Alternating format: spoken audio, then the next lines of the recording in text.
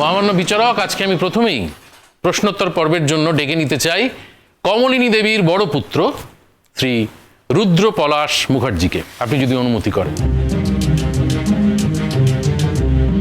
অনুমতি দেওয়া হলো। স্যার, একটা কথা আমি না বলে পারছি না। জানি আমি কথাটা শুরু করলে আমার বিপক্ষীয় বন্ধু হা হা করে উঠবেন, কিন্তু এই কথাটা না বলে আমার উপায় নেই স্যার। এই সমাজের একটি ছেলে যে কিনা তার ছোটবেলা থেকে, অর্থাৎ জ্ঞান হওয়ার প্রায় পর থেকেই আর কি, নিজের চোখে দেখে আসছে তার মায়ের স্বৈরাচার, তার মায়ের ব্যভিচার। এসব দেখে দেখে তার ভেতরটা যন্ত্রণায় ফালা ফালা হয়ে গেছে। এই সব কথা আপনি জানতে পারবেন এই প্রশ্নোত্তর পর্বে।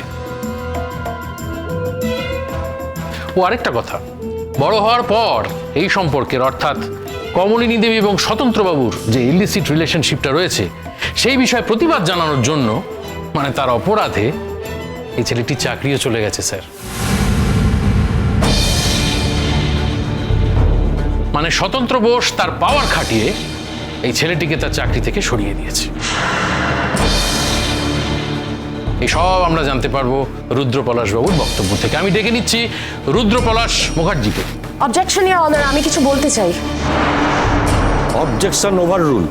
এখন এই প্রশ্নটা শোনা অনেক বেশি জরুরি। আপনার সময়, আপনি কথা বলবেন। Okay sir. আসুন রুদ্র পলাশ বাবু।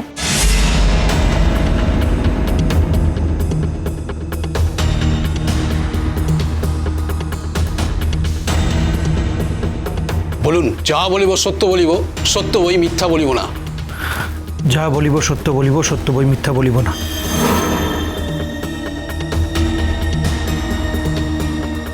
আপনার নাম? আমার নাম রুদ্র পলাশ মুখার্জি। আচ্ছা রুদ্রবাবু, আপনারা তিন ভাই বোন তো একসাথেই বড় হয়েছেন নাকি? তা শুধুমাত্র আপনার মধ্যেই কেন এরকম প্রতিক্রিয়া হলো, বা আপনারই কেন মনে হলো যে আপনার মা ব্যভিচার করছেন?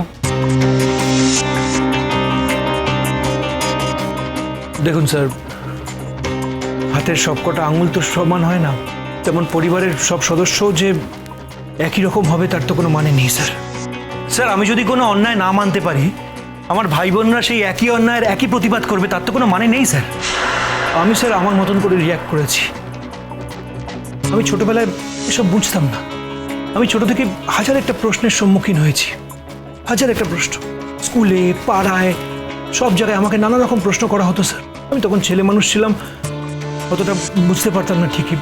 আমাকে বারবার জিজ্ঞেস করা হতো, ওই ভদ্রলোক মানে স্বতন্ত্র বোস আমাদের কে হন, আমাদের সঙ্গে ওনার সম্পর্ক কী, উনি কেন আমাদের বাড়িতে থাকেন। এমনকি আমাকে এও জিজ্ঞেস করা হয়েছে স্যার, আমার মায়ের সঙ্গে ওনার সম্পর্কটা কী।